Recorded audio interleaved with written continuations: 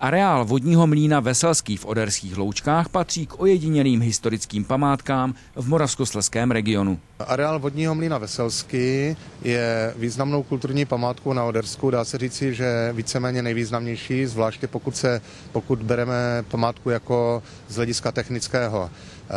Žádný další areál vodního mlýna s fungující mlýnskou technologií není přímo ani v naší oblasti Oderska, ani v nejbližší a víceméně pravděpodobně nejen v Moravskoslezském kraji, ale ani v daleko širším okolí.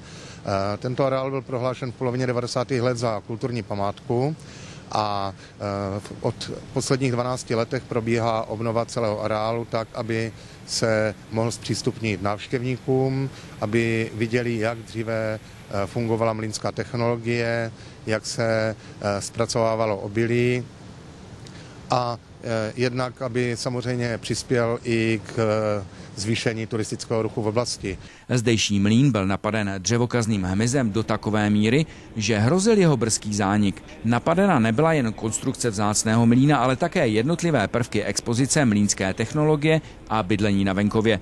Majitelé už nemohli déle čekat a objednali termosanaci. Sanujeme z toho důvodu, abychom co nejvíce dochovali to původní vybavení mlýna, tu mlýnskou technologii, protože ta je hodně napadená dřevokazným hmyzem.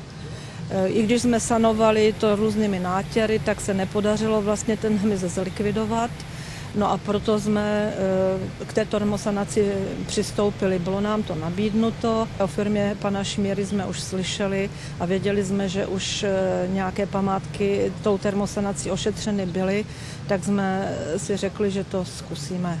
Protože došlo k spojení nového se starým, pokud je o krov, vybavení mlýna a tak dále, tak termosanace byla naprosto nezbytná, protože z toho starého nám ti červíci skočí do toho nového. Takže naprosto nezbytné a potřebné, protože to není jenom zařízení mlýna, ale je tam už dneska i expozice bydlení na venkově, tak o to více jsme stáli to zachránit a zachovat. Termosanace byla specifická ze dvou důvodů. Firma Termosanace sanovala vůbec poprvé ve své historii vodní mlýn a jednalo se rovněž o první termosanaci v tak pozdním období, konkrétně 18. října. Tato stavba má jiný vlhkostní režim, než jsou klasické stavby. Samozřejmě zvýšená vlhkost je daná přítokem a odtokem vody a hlavně náhonem, který tady je, a hlavně taky tím, že vlastně tento objekt je otevřený vůči vodnímu režimu.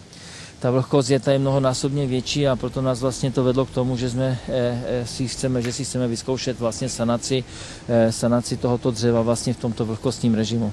V praxi to znamená, že vlastně budeme muset po delší dobu a při větší intenzitě vhánět horký vzduch do sanovaného objektu.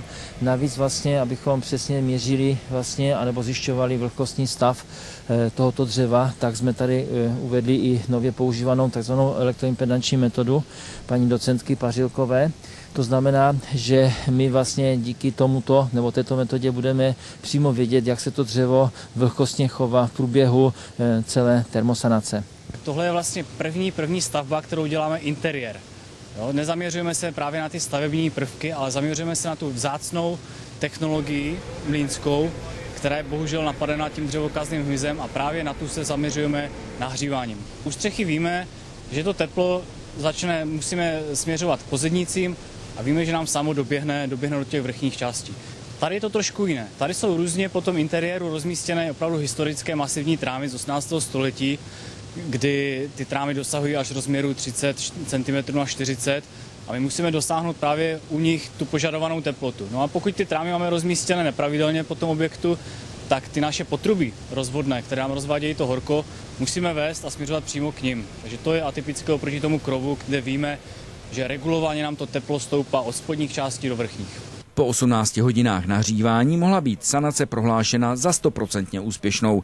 Vzácná historická památka tak byla zachráněna i pro další generace. Speciálně pro technické památky, které mají vevnitř složitou technologii sekernickou, to znamená ze dřeva, je to prakticky jediná možnost, jak je zachovat pro budoucí generace. Protože potom to znamená výměnu daných konstrukcí a to je jednak strašně drahé, ale vyměnit třeba historickou mlýnici to je dneska už skoro nemožné. Myslím si, že pro mlýny, které jsou velmi často napadené kvůli tomu, že jsou u vodních náhonů a vodních toků, tesaříkem nebo červotočem a někdy i v masivní podobě, je toto reálná šance, jak zastavit poškození historických technologií.